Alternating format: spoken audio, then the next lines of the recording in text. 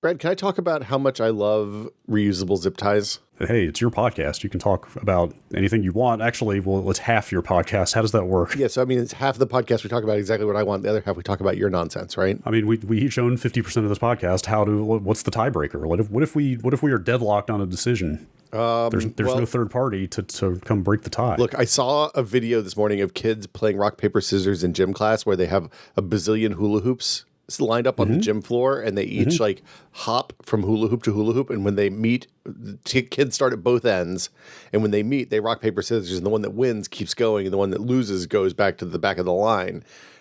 Hang on. Yeah. Are you saying if we disagree fundamentally on something, we're going to have to go find a grade school gym class? We're going to have to get a bunch of hula hoops and go to a basketball court someplace is what I'm saying.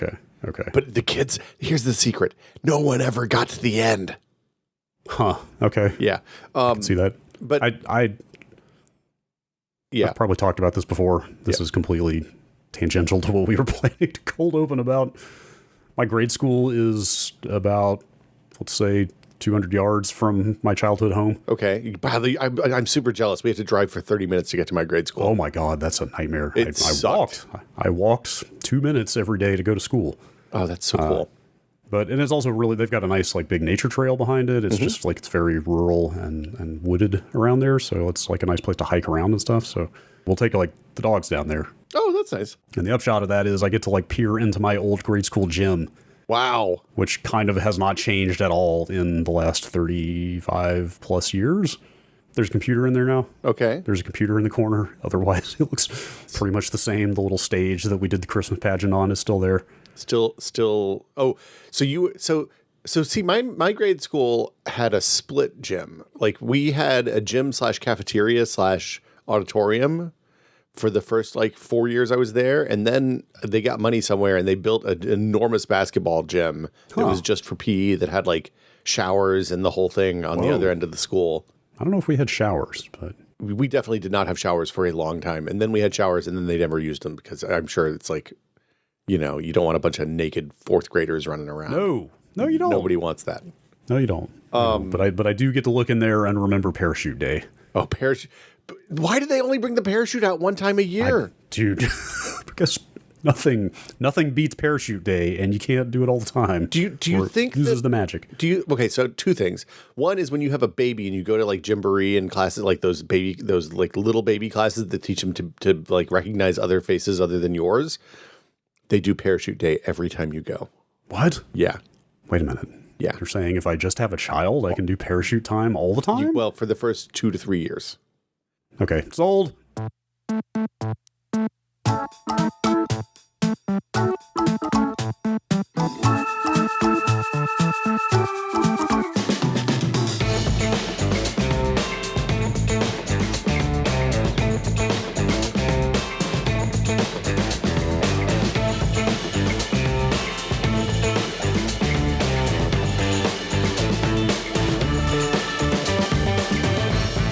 Welcome to Brad and Will Made a Tech Pod. I'm Will. I'm Brad. Wait, does my 50% does the intro come out of my 50%? I don't know. I say that. Those are my words. I never considered that, really. Oh. I don't think it's a sequential 50%. We can't ever break up, Brad. That's the takeaway here. Seriously. Maybe you should know more about the company that I co-own, but that's how it works, right? Like majority decision making, it's like 51%, right? Well, look, that's if things go bad. If things are fine, then we just, we do the hula hoop Rochambeau thing. That's how it works. That was part of the jokey thought experiment of the cold open was if things went bad. I'm not saying they're going to. Wow. Now people are going to listen to us and they're going to be like, oh, there's so much tension right now. Brad and Will are fighting. We're not fighting. Everything's good. But we are doing taxes, which is always stressful. So Brad hates Will. Will hates Brad. We know how this goes. Yeah. Look, that's my favorite genre of bad internet comment is the, like, here are people watching a YouTube video or like a live stream or something. And they're like, oh man, these people really fucking hate each other. But like, it's people that spend 4 to 10 hours a day usually working together. And generally speaking, they're all employable elsewhere. So if they really hated each other, they would just go get a job someplace else. Right? I will take X hates Y any day over theory crafting about what each person's job responsibilities are. It's another good category of toxic comment. Yeah. Because boy, is that shit toxic and stupid and mostly wrong. I was able to ignore that. My favorite was the guy. My other favorite toxic comment. I can't believe we're talking about this. My other favorite toxic comment is the person who takes the time to comment on every single thing you're on that they think that you make everything worse. It's the only time they ever comment. It's like they just want that attention. Anyway, comments are bad. We should not have had comments on anything, but Discords are great. I like the Discord. Yes. Discords are nice. Yeah. Let's stop commenting about comments and move on to whatever this episode is going to be. Brad, it's the most intoxicating word you can hear at the start of a Tech Pod episode. Go on. Potpourri. Ooh, I just got a nice whiff of some floral scents. We've done this bit before. We didn't have a great topic in time to get this recorded this week, so. I think you made a good pitch last night. You were like, look, we have a bunch of small, cool stuff. I was like, I do have a bunch of small, cool stuff. Yeah. And you do have a bunch of cool, small stuff. So much as San Francisco has an array of microclimates that you can roam around and enjoy, we have a list of micro topics that we're going to cover. Did we talk about the raining sardines? Yes. And raining anchovies? Okay. I don't know. Did we talk about it in a microphone? See, this is the curse. Yeah. Did we talk about it where other people could hear it, or was this just idle chatter? Did you have raining anchovies? I don't think so. Okay. There were so many anchovies in the bay a couple weeks ago that the seagulls were gorging themselves on them, and they were falling out of their mouths as they were flying around. That's amazing. Yeah. That is amazing. Okay. Okay. All right. That is not one of the topics that we were here to cover. No. But, okay, so I was just going to read from this hastily assembled notes document that we have. Yeah. Okay, I wrote down 86 box. Yes. / my Windows 3.1 audio problem that I'm hoping you have an idea about. 86 box is, of course, the super cranked up version of it's like a really good old PC emulator. Yes, it's incredible. Yeah. I may have overindulged on the Next Lander podcast this week about 86 box. Hold on. I'm not sure. I'm not sure people cared enough for that particular venue, but here it is perfect. Okay, I was going to call you out on something you said on the Next Lander podcast next week, the conversation that you chuckleheads had over there, and now I can't remember what the conversation was, so you're off the hook, I guess. Yeah, well, also congratulations. Also, I got stuck in one of those hamburger jails like Vinny did, apparently, as a child. Oh. Yeah. I've never seen one of those before. It was terrifying. You could get it, if you were big, you could get in, but then your legs didn't bend the right way to get back out if you were too tall. They put a literal cage at McDonald's? It was like a tube with a hamburger-shaped jail on top. And so you climbed in the side of the tube and climbed up this little like 4-step ladder, and the holes were very small. But you could it's the normal caving problem, right? People go in, but they don't come out. Mm-hmm. And then I got in there and I couldn't make the turn at the bottom to get back out. So I had to go down headfirst with my grandfather holding my ankles so I didn't fall and break my neck on the way down. And in order to get out, I thought they were gonna have to cut me out. I almost had I don't have panic attacks, but I almost had a panic attack in like 4th or 5th grade, I guess. Hey. 3rd grade. I don't know. The 80s were a different time. For every parachute day, there was a hamburger jail. The hamburger jail continues. I had not thought about it for 35 years. And then Vinny posted a picture of it on Twitter the other day. I was like, oh, fuck. Man. Flashback. Man. Anyway, okay. Okay. So the things I wrote down are 86 box and my new NAS build, which is sitting in a pile next to me. You also asked me about my new desk. I changed my desk when I came back from the desert. Yes. So your list here includes your new desk layout / backdrop, which no longer includes a green screen. No green screen. And I'm pretty into your decor. Thank you. Something that I assume is pronounced Tidbits, which is the LED screen behind you. That is not the LED screen behind you. It's a different LED screen. Oh, okay.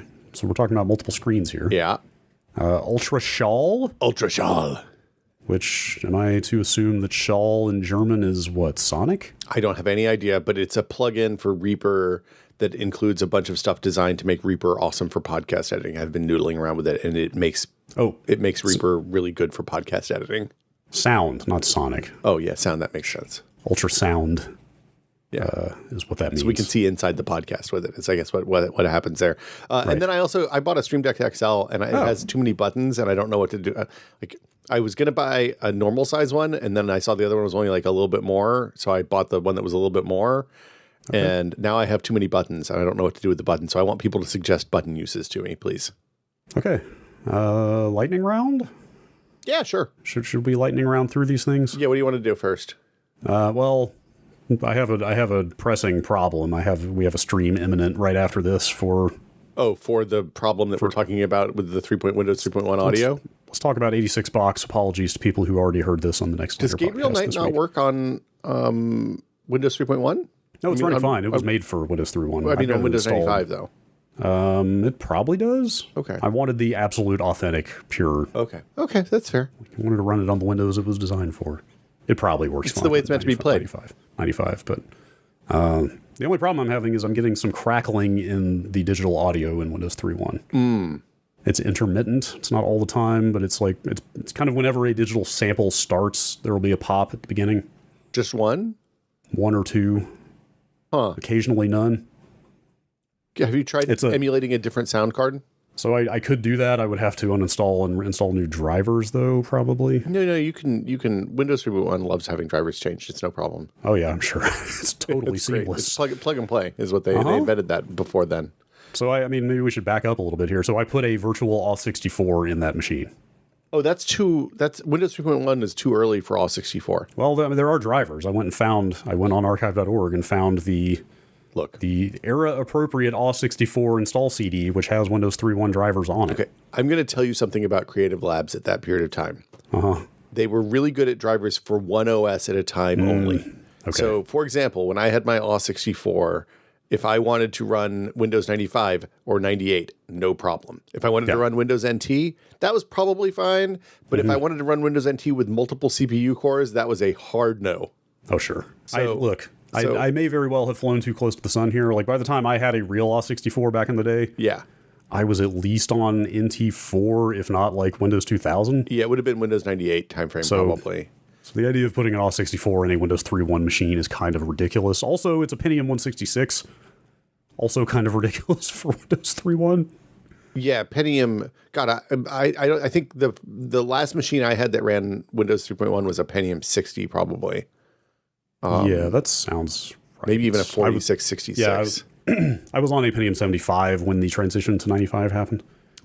So if you want top-notch sound for Windows 3.1, that seems like a Gus to me. You get your Gravis ultrasound on. Really? I mean, I've heard of the Gravis ultrasound for years. I never knew it was like that top tier, though. Is it really? Well, it had a really good MIDI engine, was the thing. Oh man. Well, so that man. I need to back up like 3 steps and explain to you what this program is, because it is the coolest thing I have ever used. We talked about it a little bit on the Patreon episode, I think, but we haven't talked about it on a mainline episode. Had I gotten into it at that point? You were like, look, you can pick all the hardware you want. Oh, okay. But we should still explain it to people who don't listen to the Patreon episode. Way too many podcasts. 86 box is a way to assemble a real ass computer out of virtual parts. Ooh. From the original IBM PC personal computer, 8088 based, all the way up to like a Pentium 2 Xeon. But you do it by picking hardware from drop-down menus, where it's literally like you start with a socket. You know, socket 7 was mostly Pentiums. Socket 4 and 5, I think, was 486. I think. Anyway. a lot of the Pentium, a lot of the 486s and 386s were just soldered on motherboards too. Sure, fair. So yeah, you kind of cascade down. Like you start with a socket, and then once you pick that, it's like here's all the motherboards we have recreated. And they're all real. Yeah. Can you get a BP6 in there? What's that? Get an 8-bit BP6? There's not a ton. There's only like 1 or 2 8-bits that I saw in here, which kind of made me sad. What about a Tyan? Got a Tyan Thunder Pro? So, see, this is why you and me need to talk about 86 box for the rest of time. Like one of my favorite things about this thing so far is like after you pick your socket and you go through all these dozens of motherboards, like seeing all these names that I haven't seen in 20 plus years. Like remember Soyo? Oh yeah. Like Tyan, like I haven't seen a Tyan in here. Like Tyans were like pretty high end, weren't they? Tyan was like workstation boards usually. Right. Or high reliability. Back then the thing, like we think that some brands are more reliable and less reliable than others now, but back then it was real. Like if you bought the wrong motherboard with a bad chipset or with a bad BIOS, you would have a crashy ass computer for a long time. 100%. That Pentium 75 I had was from the screwdriver shop. I have no idea what kind of board was in it. And I will never forgive myself for those machines getting recycled, but it crashed it was blue screeny as hell. Yeah. Well, you also had overclocked it, as I recall. Yes, I had. For That was earlier before. episodes. That was before there was active cooling on processors, and I was pushing that 75 to 90, and that eventually went poorly. Yeah, I wish I had thought to buy. I mean, I don't know where I would have bought a heatsink at that point that you could just glue on. But can you imagine just putting a heatsink on my Pentium 60 and then moving that jumper over to 66 and getting 10% more speed? That would have been Living. excuse me. That would have been pretty good. The thing I was going to say is mine was the kind with the ceramic package. Oh, okay. And I assume that was some kind of heatsink. I assume that ceramic was acting as a heat dissipator of some degree. That's the way they all were. It was a heat spreader, but right. They didn't get hot. You could touch that CPU while it was burning full speed, and you wouldn't burn your finger or anything. Yeah. So I'm sitting here looking like some other names from the past that I haven't seen in forever, like AOpen, BioStar. Yeah. I mentioned Soyo. AOpen's still around for what it's I guess I looked up AOpen, and they do still exist. Micronics. I don't remember Micronics. I remember. I mean, most of these I remember from PC magazines, from like Data Expert. No idea. Trigem. I remember Trigem. Oh, Data Expert did power supplies and stuff. They were real. Okay. Shuttle. Shuttle made the first small form factor machines. Let's see. Shuttle made some of my all-time favorite cases. They would sell an all-in-one with a motherboard built in, and then you just dropped a CPU and a video card in. So one of the fun things here is that some of these boards they have dumped are from like kind of major electronics companies like Sony or Toshiba. Mm-hmm. So like I set up a Pentium Sony Vaio. Oh, wow. And when you boot that Vaio, of course, they had like their nice high-resolution splash screen over top of the BIOS. It has the equivalent of the Apple ding-ding. Right, yeah. And you get that, like, because they've dumped all the real ROMs from all these boards. You just get it, Like I set up, of course, I set up a system with the exact award BIOS that I grew up with, so because I totally remember that BIOS menu, It's funny. Anyway. So what are you using this great power for? Right now, I've only got a DOS 622 Windows 3.1.1 image. So you make a VHD, you make a virtual hard drive, and it's really easy to swap those out. So like I can easily just make more VHDs and install other OSs on there. So I'll do a Windows 95 one at some point. I think this thing is good for like up through XP. Oh, wow. Really? If you've got the compute. If you've got the CPU power, because it does take quite a bit of heft to emulate at full speed once you get up into the higher. That makes sense. I think I might have mentioned this to you. Like I had a Pentium 200 MMX going, and I was starting to see slowdowns. Yeah, for me, this is really interesting because like DOSBox is really good for a lot of like pre-Windows DOS games and even like some Windows 3.1 stuff, I think. But then it really, like around the DX2 to DirectX 2 time, it starts to fall. Like nothing emulates DirectX 2 games or DirectX 3 games particularly well at this point. So yeah, getting into this inspired me to actually go finally learn what DOSBox is at the core. Yeah. And like what it is a recreation of DOS. Like it's kind of a like clean room re-implementation of DOS. It's a DOS compatible fake DOS. Yeah, it's like a series of wrappers, right? Right. Almost. Yeah, or I mean, I think it implements like BIOS interrupts and stuff like that. Like it's pretty low level, but it's not real DOS is the point. Yeah.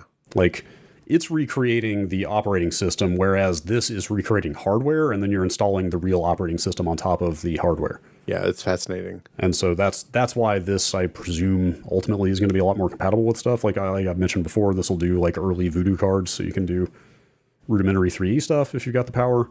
And the other great thing is, like, again, DOSBox just does DOS. Since this is hardware, you can install any operating system on it. So we can put OS2 Warp on here and do a Warp episode.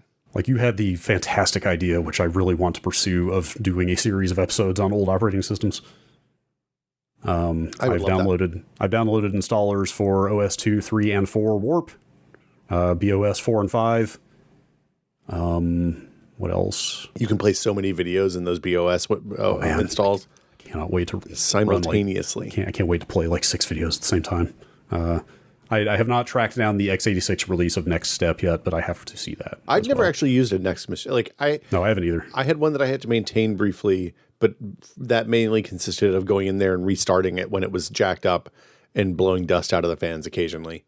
So those things are so cool. Anyway, yeah. I've got like King's Quest 6 and Gabriel Knight and some stuff installed on here, and I just need to squash this. I don't know if I have time to swap out for a Gravis Ultrasound before the stream. Oh man. So Gravis Ultrasound or SB16 would be the other choice. Okay. So you know what's cool is maybe I should just. So do you think if I just swap to a Sound Blaster 16, those same drivers will just work? No, absolutely. You probably have to do separate drivers. Nobody had invented. Look, nobody had unified drivers then because you had to download them over a modem, so they had to be like a meg. Yeah. These came off a CD, but yeah, I mean, look, if it's doing all the standard stuff, like it's setting the blaster environment variable, and things like that. So that might actually be enough now that I think about it. So the other cool thing about this thing is like, I could do MIDI through the fake sound card I put in here, but it also has support for stuff like Fluid Synth and Munt. So like, I just set up Fluid Synth, and then in like old games on Windows, you're just directing it to a general MIDI device. Oh wow! And 86 box knows so it passes through. Yes, 86 box knows to intercept like the general MIDI output. Holy crap! So that means the sound font stuff in like TIE Fighter and X-Wing is going to sound fucking amazing if you have a good synth now. You could direct it to Munt, which is a specific Roland MT32 emulator, but Fluid Synth, I like Fluid Synth because you can just plug any sound font into it.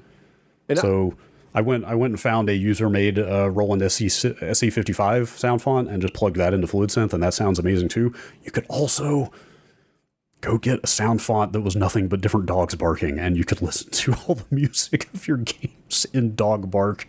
Oh man. Okay, so I am like. What a few years ago, a friend of mine was trying to recreate music from, I can't remember, I think it was Outlaws, maybe? Okay. Like an old Lucas game that used their sound font stuff, and like there was never a soundtrack released for it. What was, oh gosh, don't tell me, there was a name for the LucasArts music middleware that was amazing, and I can't remember what that was.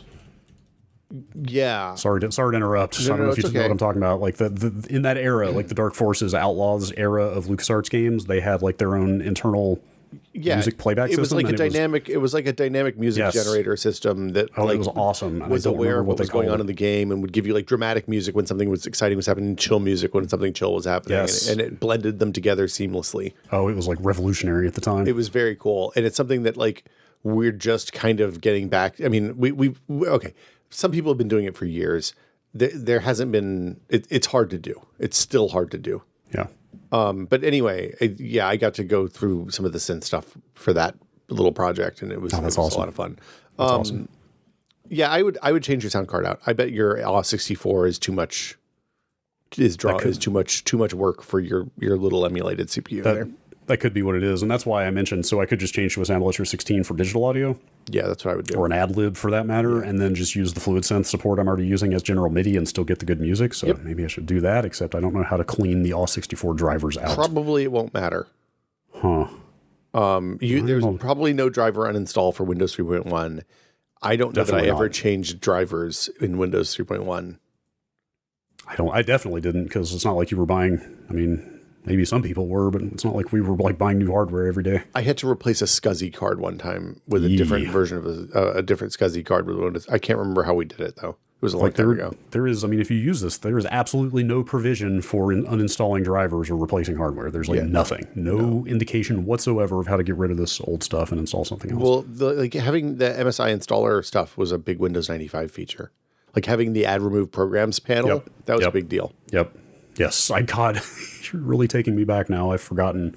That was like one of the big deals about Windows 95 was like, what do you mean I can click one button and entirely get rid of something, assuming it works? Yeah, hey, here's a desktop like Mac OS, and also you can get rid of shit you don't want on your computer anymore without just deleting folders wholesale. So good. You should download this. You want to talk about Ultrashall a little bit? Yeah. So Ultrashall. So Ultrashall is apparently very popular in Germany because they only have German documentation. The English version of the documentation is all done via translate.google. Yeah, you sent me that link. I've never seen that. I mean, obviously I've seen these sort of like Chrome will pop up and say, hey, do you want to translate this page? Or you can like right click and do it. But like, I didn't know you could fully just translate by link like that. Yeah. It has basically what they've done is written a plugin for Reaper that has a ton of like x80 podcast specific tools like matching, syncing and matching. It has the ability to record multiple tracks at the same time, either locally or via remote plugin. So like we can send a link to a guest or to you even to the remote recording tool, and it will record. It'll pipe pipe through a live version while we're recording, and then at the end of the episode, we'll dump the local copy that it recorded from the browser into the project as well. So like each remote recording would have 2 tracks, is what it seems like. Now again, the documentation's in German, and I'm figuring it out as I go, and I haven't tested it a whole lot yet. So I assume all the dialogues and everything are in German as well. The dialogues are English for whatever reason. So it's only the website that's and the facts and stuff that are German. Interesting.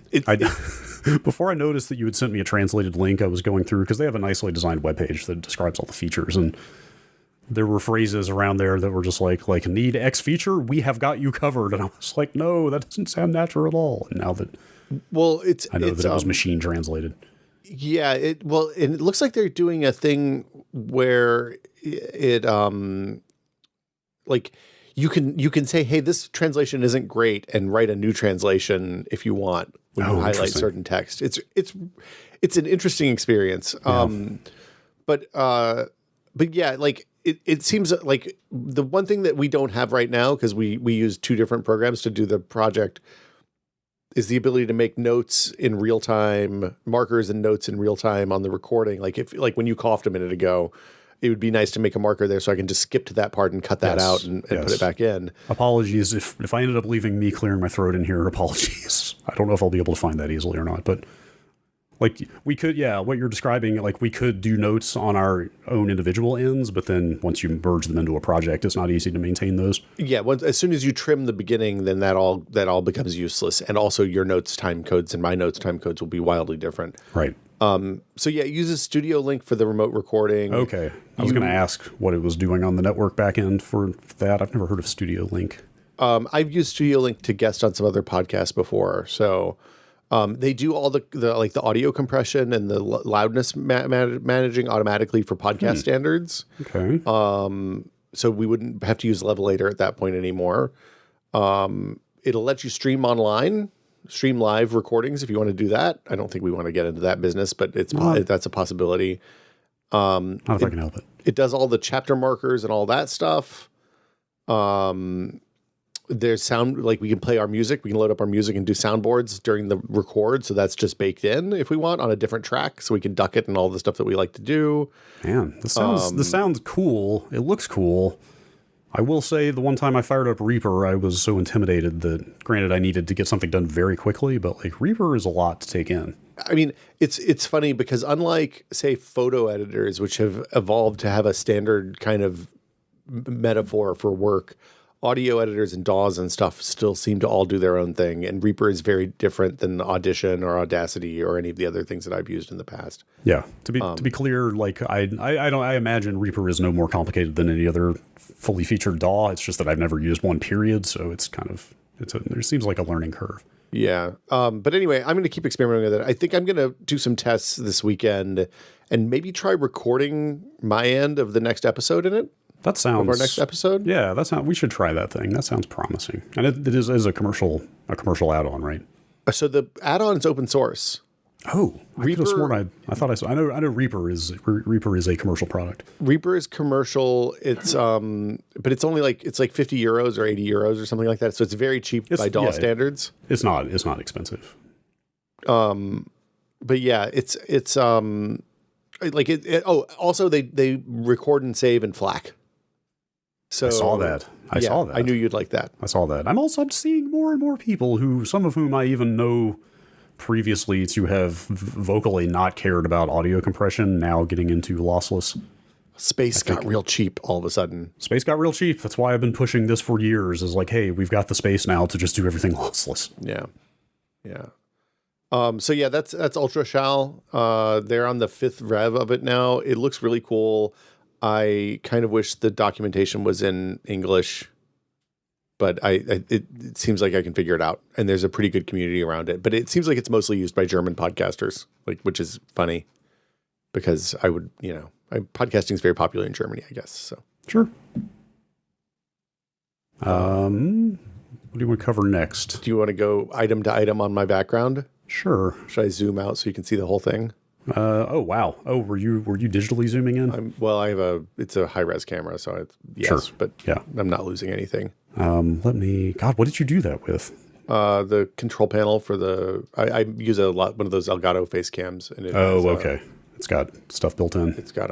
It lets me zoom with the control panel. Yeah, yeah, because you're doing it basically in real time, and something like OBS would be a lot clunkier to. Wow, look at that! You're just like very Wayne's World extreme close-upping right now. Yeah, you ditched your green screen, which like I didn't really mind your weird digital background before, but I'm kind of into what you have going on now. Well, so I came home. I had torn down the entire desk to go, and I made a big mess of it because I was in a hurry and I didn't have time to do it like in a tidy way. And I was looking at it when I got back on Sunday morning, and I was like, "Oh God, I have to just. This is a complete. I've got desk bankruptcy here." And then I looked at the pile of the reusable zip ties and was like, "Huh, reusable zip ties is pretty good, and they're better than Velcro ties because they don't collect dust." True. And oh God, there's nothing worse than trying to dust with a duster and having it get caught up in your Velcro zip ties. I hate it. Well, and the Velcro zip ties get all munged up and gross after a while too. Yeah. But they're still, you can open and close them. And even better, you can kind of leave them loose enough that you can slide a cable through without having to cinch them all the way down. That's the way to go. And I got the baskets on the back of the desk, and I got the cable blocks. Man, you're living the tidy life. Tidy desk life. I'll send you a picture of the back. It's all wired nice and pretty. Except I'm waiting on the last cable to come today. Those look nice. But yeah, so I was like, what if I turn because I've been thinking about putting a shelf up behind the green screen where the green screen is, and like having some cool, like some Lego and shit on the shelf, like, your normal stream backgrounds, right? Yeah.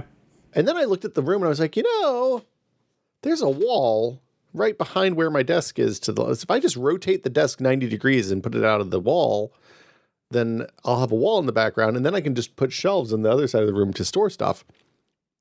Okay, this is going to be meaningless to anybody who's never been in that room. Yeah. But did you rotate it 90 degrees to the right from where it was? I rotated it 90. So basically, if you walk in the door now, the desk is the first thing on your left. It's like a wall of monitors on the left when you come through the door. Okay. The downside is I don't have any space for VR shit anymore in here. So I have to do VR in the living room, but that's fine. Yeah. Also, I don't do all that much VR anymore, it turns out. Fair. I play Beat Saber, but I do that on the bad people headset in the living room, usually, if I do that. So there's a handful of things in your... First of all, have you debuted this new backdrop? It's been on the stream this week, yeah. Okay, so people can go see it. There is one thing Twitch.tv/NotThatWillSmith. Yes. Premiere Fortnite streams. Yeah, I'm the number one Fortnite streamer over 47, it seems. I would believe that, actually. Yeah. There's one thing on the wall that I really want to talk about. We can go through some other stuff, but that little animated pixel art sign, I need to know. Yeah, so my friend Jeremy Williams made those. That's the game frame. The game frame? Is that something you can buy? I don't think you can buy them anymore. He did that in like 2012, probably, or 2013. It was an early Kickstarter. And it's a 16 by 16 pixel display. So you literally each pixel is one LED on a grid, and he has there's in front of each LED there's it's like a screen door type thing. It's like a 3/4 of an inch by 3/4 of an inch hole. And then there's a piece of vellum or something on the front that kind of diffuses the light from the LED. So each LED ends up being lit really cleanly. And it looks like a big 16 by 16 display. I encouraged Jeremy to find a way to do one that was like NES resolution that you could hook an NES up to and play NES games on. That would be like the size of a wall. I was going to say, you mean with the same size pixels as that one? Same size pixels as this one, yeah. That thing is 16 by 16, and I'm guessing like it's hard to tell, like what, maybe a foot diagonal or something? Yeah, it's like 12 inches, I think. 10 or 12 inches. So you can imagine full NES resolution with pixels of that size would be pretty big. It would be like I was like, you should get somebody to pay for this and get the Exploratorium to put it in as an exhibit or something like that. Yeah. That would be so cool. I have found... Not on Kickstarter, on a site called LEDSEQ, LEDSEQ.com. Yeah. I found the page for this thing, but yes, Game Frame is officially sold out. Sadly, I don't have plans for another run. That's very sad to me. There are a bunch of... So part of the problem, and I haven't talked to Jeremy, my assumption is that after he did this, a bunch of Chinese companies immediately knocked him off. Okay. You can get things that are very similar to this now. Yeah, I would believe it. It looks great. And I don't know where that's the other question. I was going to ask where you're getting this feed of animation, because you've got all kinds of like I saw Qbert in there, and there's an animation of like Ms. Pac-Man ghosts going one way, and then Ms. Pac-Man come along and chases them the other way. Like that, it looks awesome. Yeah, some of it is just like actually the original animations, because it reads a bunch of different file formats. Oh, But you can basically, if you go into his LEDSec page, there was a forum where people shared stuff that they made, and and you could just download it. There's a version. He did 2 runs of it. The second one has Wi-Fi. I think the first one you could hack Wi-Fi into to dump new files on. But I just have the SD card plugged in there and dump new files on the SD card occasionally. But he, like, eBoy did a bunch of pixel art for it as part of the Kickstarter, and like it was really cool. It's one of my favorite projects. I'm glad I can show it where people can see it again. I just clicked on those eBoy links and they no longer exist. So this has been a while. Yeah, it's been like 10 years probably at this point. The GitHub source is still up for the software end of it. Probably the images are on the GitHub too, if I had to guess. But coming by the hardware, I might have to look for something similar, although then I would just be aping your style, and that's not cool. That's fine. So there's a place that what's it? Tablet for pixel art creation. I talked Cable Sasser from Panic, makers of the Playdate, had tweeted this thing years and years ago. It's made in China, and it is a like 16 by 32 tablet for creating pixel art. It's like a hardware device for creating pixel art, animated pixel art for kids. It's a toy. It's really, really cool. And I've never managed to find them. They sell out almost immediately when they put them online. I can't remember what it's called. But yeah, those folks also make a ton of like really neatly integrated pixel art screens that are either like photo frame shape, or sometimes they're the shape of like a little TV, and they're like all good, like really nice plastic, like good art around the screen, so that it is not a weird look. So sure, you are right. I am pretty rapidly finding like pretty low cost versions of this, like $50, and they appear to be fully wireless now. I guess they run off a battery. Yeah. So one of the big things that happened between the time Jeremy did this and now is that the RGB LED, like the individually controlled RGB LEDs, stopped drawing as much power. I think when we figured out what it would take to run an NES scale version of this, it was like they'd have to put 2-phase power in there, because it would generate a shitload of heat. The newer versions aren't as much of a problem. They generate a lot less heat. Okay, what else you got? Let's see. How about, so that isn't, well, before we move on for your background. Yeah. One other thing. Yeah. Up there. Well, hang on. What is that handwritten list or note? That's a note written by my daughter when she first was learning how to write. It's a little poem about her dad and me that she wrote for Father's Day, I think, one year. I can't remember. I figured it was something like that. That's a good thing to frame. It's personal. That exploded iPhone. I forget the name of the company that makes those. But you've got Grid makes those, and they do exploded old It's like their way of electronics recycling. So they do. They dismantle like old Game Boys and Game Boy Colors and stuff like that, and then they mount it on a really lovely frame with like little captions and notes that tell you what exactly each piece is and all that. Yeah. And they reached out to me. Full disclosure, they reached out to me when they were launching and were like, "Hey, we would love for you to like talk about this and see if you think it's cool," and sent me one. They asked me what I wanted, and I was like, I would really, for me. The moment that the iPhone went from being like a neat novelty to a must-have, really important computer was the iPhone 4. Yeah, so I asked for an iPhone 4. It's pretty small in this video window, but I had a feeling that was an iPhone 4. Yeah, that was also the first one I reviewed and tested. So. Okay, that's fair. I feel like the 3G might be the one for me where it went from like, smartphones seem like they might be cool to, oh my god, this is changing my life. I mean, I don't think you're wrong. I think that was, as soon as they had apps, it kind of opened the door for that. But yeah, for me, it was with 4, we had real notifications, and the camera was finally good enough to actually use. Like there was an inflection point with the 4. Yeah, and the high DPI screens also. Yeah. That was a big deal. Like for me, I distinctly remember the first time I was out with my new 3G and needed to navigate somewhere and did it on the spot. Yeah.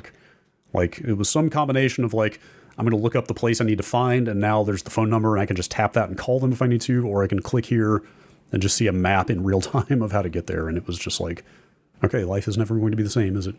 Well, yeah. The 4 was also the one that I remember before the 4, when you were on like the BART or Muni platform waiting for a train or whatever, and you saw like one person using your phone, you're like, hey man, I'm with you. I got a phone. Yep. And then after the 4 came out, by June of the year the 4 came out, or the June of the year after the 4 came out, it was basically just like every single person at the train station was carrying a phone all the time. Like it was shocking. Sure. That's fair.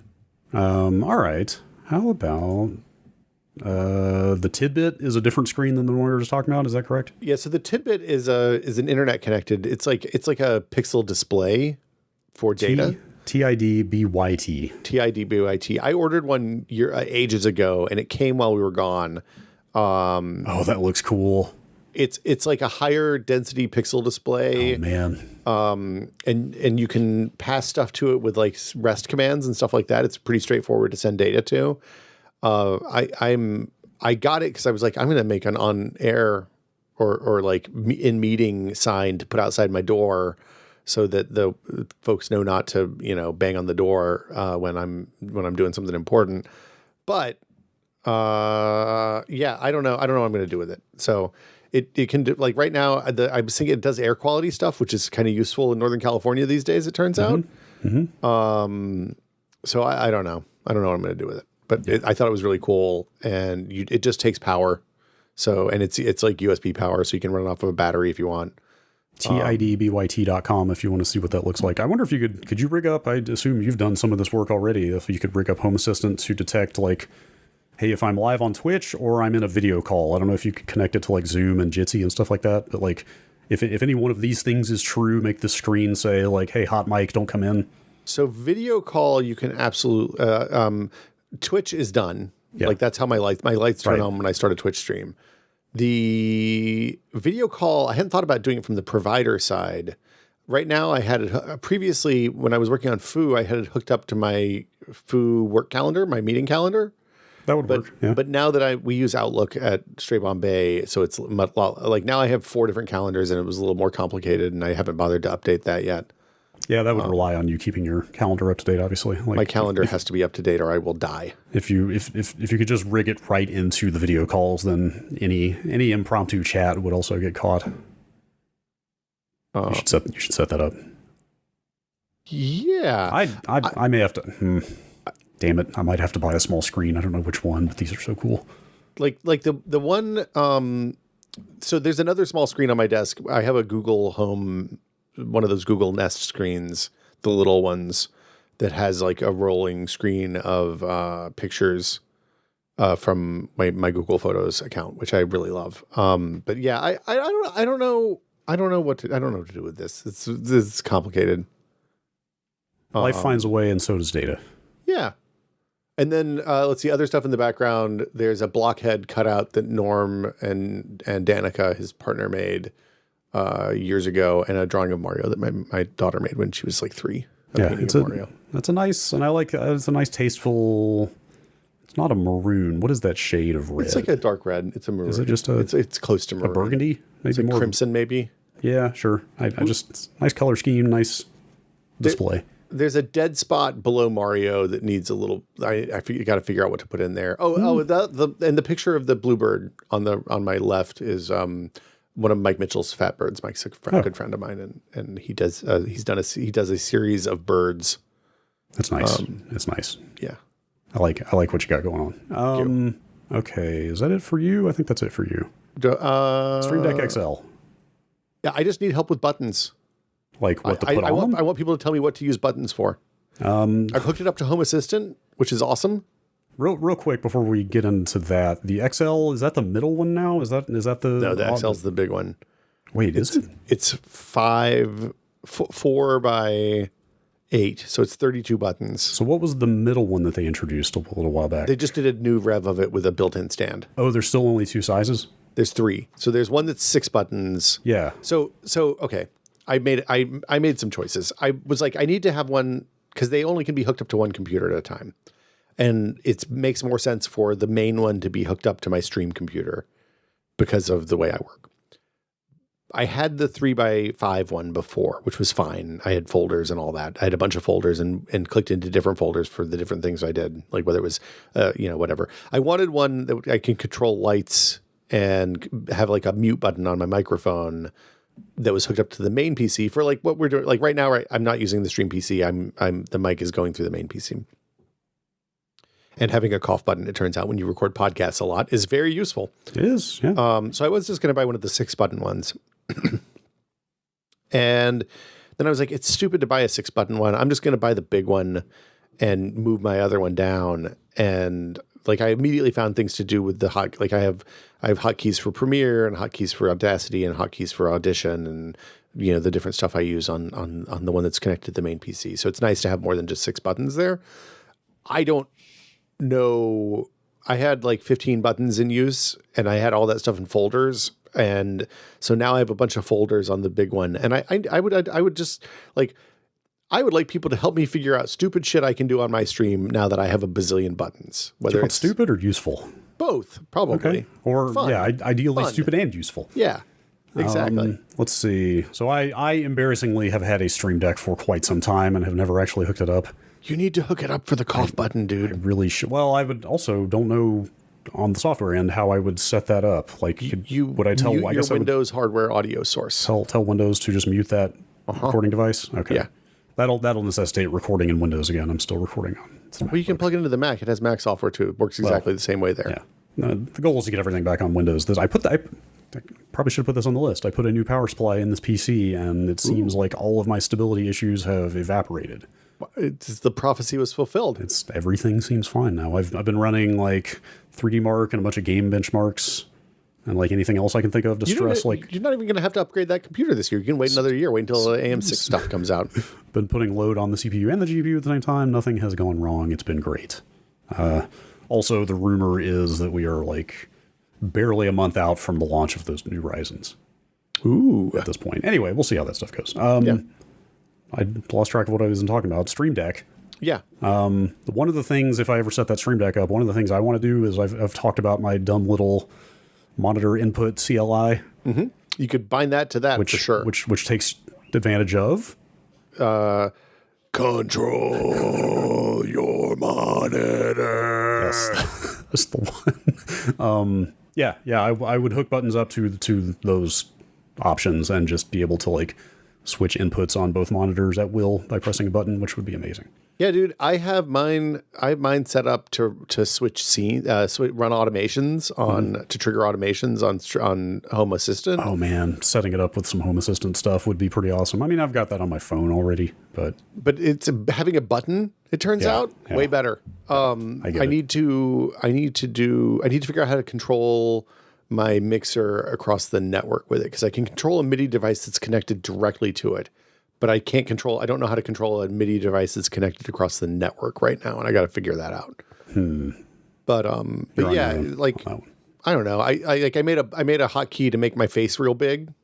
Good, great on the stream, because I figured that's always good. I need some like alpha blended fire to put up maybe. Okay. Think about something. Yes. What would Vinny have done in like 2012 is where I'm going. Sure.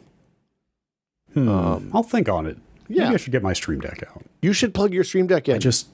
How do I reconcile, like you were telling me right before this, like you should get a compressor to put in your recording chain, and I'm like, I cannot take more boxes around here. Software. You do a software compressor. Yeah, if I can, I need to start going through VSTs, because I need to, for audio processing, if I can do it with a plugin, I'm going to do that instead of buying yet another device. But space for more boxes is getting low. Yeah, I was going to say, if we switch to using Reaper and use that remote stuff, then it'll just work itself out. Oh, sure. I mean, for the Stream Deck, though, like, I just gotta, like, it's, I guess I could just get it out whenever I need it, plug it in. That's also kind of a pain. Well, okay, so the Stream Deck, the way I do it is I have it nanotaped to the desk underneath the monitor, way back in the back, so I have to kind of reach for it. Okay. But then the cable is a straight line back and it goes into one of those cable blocks and then it goes into the basket underneath and I never see it. Fair. Okay. Yeah.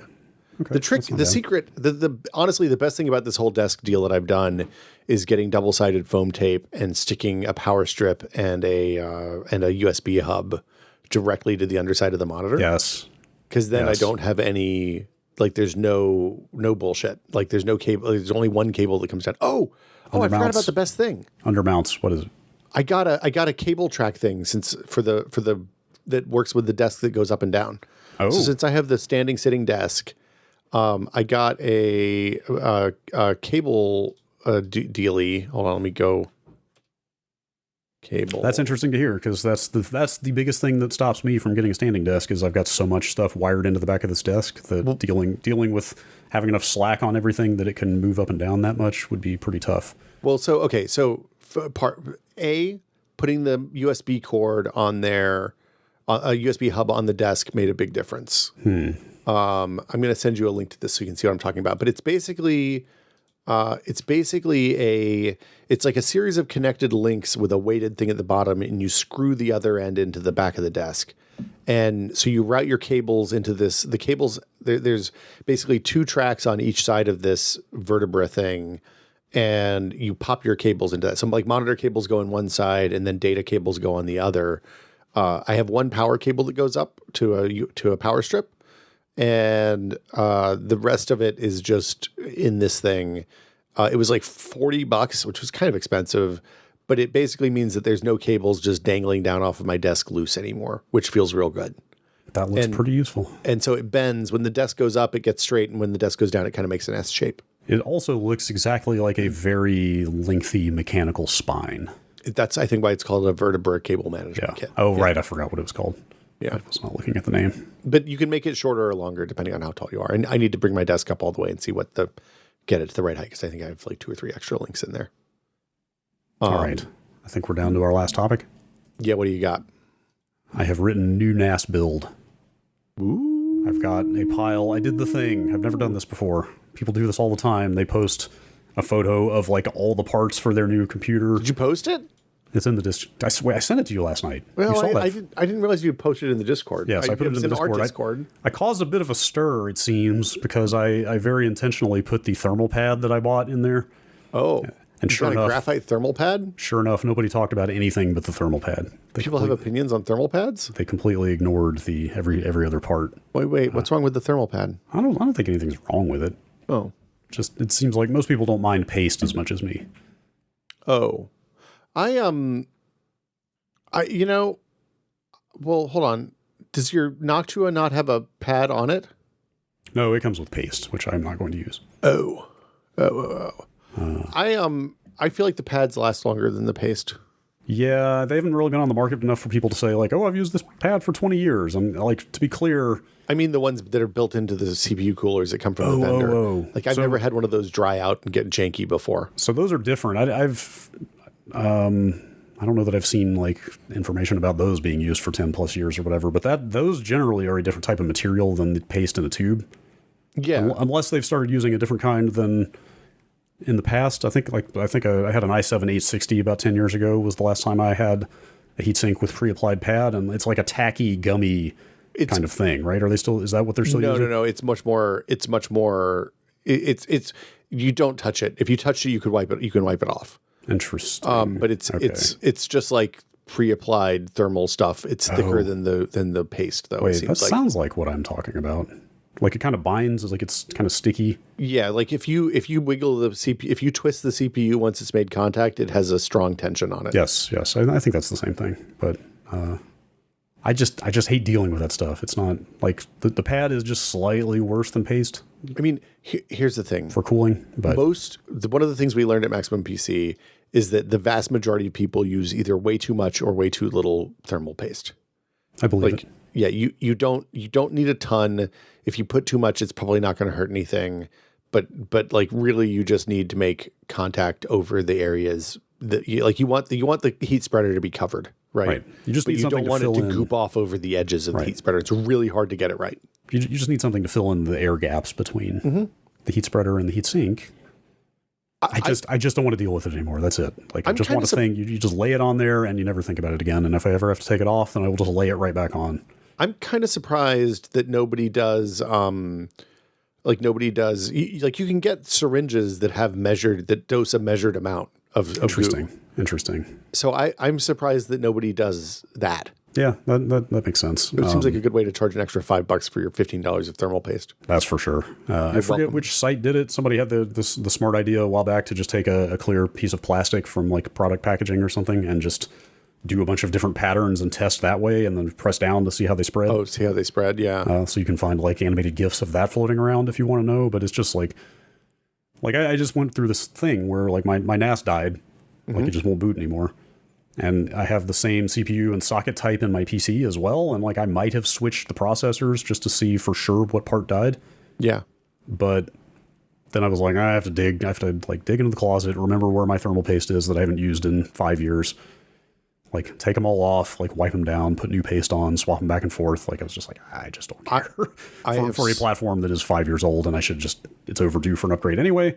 So like this just completely obviates that situation. Like you can just take it on or take it off, put it back on as much as you want. It's just dead simple. Oh, it's reusable? Oh yeah. That's the whole point. That is the whole point. Oh, okay. So the things that are built into the coolers that come from the CPU manufacturers are not reusable. Yeah. That's what I was getting at. Is that it's like that kind of sticky thing that is like. Yeah.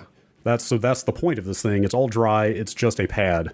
Does it add too much thickness between the heat spreader and the cooler? I haven't taken it out of the package yet, but I think it's like extremely, extremely thin. Like I did a fair amount of research on this thing. I'm curious about how this works. Gamers Nexus has a really good video that they did a ton of testing. Okay. Look, if Steve thinks it's okay, I'm convinced you're probably fine. The upshot is that from its scales, it's just slightly worse than paste to the tune of about 1 degree Celsius up to about 4 degrees. So basically, the hotter it is, the less efficient it is. But at 700 watts, they were like, this is 4 degrees Celsius worse than paste. For NAS, it doesn't matter. And in the operating range I'm going to be running at, which is like a couple hundred watts probably, like it's like 1 to 2 degrees difference. And, no problem. And for the convenience factor, even if that doesn't come to bear for years, I'm fine to. Also, it was $8. Yeah. So. Yeah. Worst case, you can put on some Arctic Silver just in case. Take if it doesn't work out, you're out $8. Right. I'll just use that Noctua paste if it doesn't work for some reason. The interesting somebody I can't remember which vendor, one of the like Cooler Master I think used to provide when you bought a CPU. A little, it was almost like a scraper, like the kind of scraper you use to scrape your windshield if you live someplace where it's cold. Yeah, with like grooves cut out. So it was like plastic groove, and basically you're just supposed to put a line of the paste across one edge of the CPU and then trowel that stuff across, and it would scrape it into lines, so that when you mash the CPU down, you get total coverage across the whole thing without blasting a bunch over the edges. I'm surprised more people don't do that. That was a cool thing. That is pretty neat. I'm excited for you to build your NAS. I'm happy for you to get your NAS back online. It's been a bit debilitating having no mass storage for the last 6 weeks. I got to say, you've handled it pretty well. Like this is the kind of thing that I would have made me absolutely crazy. It's been driving me nuts. I mean, I've got recordings all over the place. I've got some crammed onto my games drive. I've got some on an external SSD that's been plugged in for the last since the NAS. I just any large files are just getting stuck wherever I can find a place right now. Is that the end of our potpourri? Have we reached the exciting conclusion? That's pretty much the end of it. I think. I look a little cinnamon in my potpourri. You think so? Just a hint. Maybe a little sachet of lavender, a little cinnamon, maybe some bergamot. Yeah. Okay. I mean, who doesn't like a bergamot? Brad, what time it is? What time is it? It is the time of the show where we thank our patrons. Thank you, patrons. Thank you, patrons. Thank you, patrons. We, as always, Brad and Will Made a Tech Pod is 100% listener supported. If you would like to support the show, you can go to patreon.com/techpod. That's patreon.com/techpod. I know that our listeners are smart enough. I only have to say it twice. You don't have to say they always tell you say it 3 times because that's the important, that nobody hears it until the 3rd time. But if I said patreon.com/techpod a 3rd time, that would be pandering to the listeners. And I don't think they need it, frankly. No, I agree. But we would like to thank all of our patrons, but especially our executive producer tier patrons, including Paddle Creek Games, makers of Fractured Veil, Andrew Slosky, the Bunny Crimes Cinematic Universe, Just Wedge, Joel Krauska, Twinkie hand-placed 13,000 parts. Holy cow, that is a lot of parts. Jeez. And James Kamek. Thank you all so much. We appreciate you. Thank you. And I guess that'll do it for us this month. It will. Or this week. I'm sad you're going to hang up. I'm gazing at this background you've got. I had to move like 3 things around, but it's been like this for years, and I look at it every day. I also have a dry erase board directly behind me. Oh, I thought that was like some kind of maintenance panel. Or no, like I can flip around and do like writing on the I can fuse box write patron names back there. We need a new tier where your patron name is written up on the dry erase board that you never see because it's an audio only podcast. That's right. I started to say this is a dangerous road. If we start doing those old OS episodes, maybe we should do video versions, but I don't know. So here's the thing. If we live mix, if we can get the podcast to the point that we're live mixing the themes and stuff in, I'm totally doing a video version doesn't add that much overhead. Yeah. That is the danger of the video podcast, is then you kind of have to hit all of your marks. I mean, we're pretty good at this point. We've done 150 episodes almost. We'll see if I manage to edit out those throat clearings or not. Well, you got to hook up the Stream Deck, get your cough button. We got the Ultraschall, the power of German podcasting on our side. That's true. I feel like we can get there. Yeah. But yeah, we'll see you all next week. Thanks for listening, everybody. Have a wonderful week.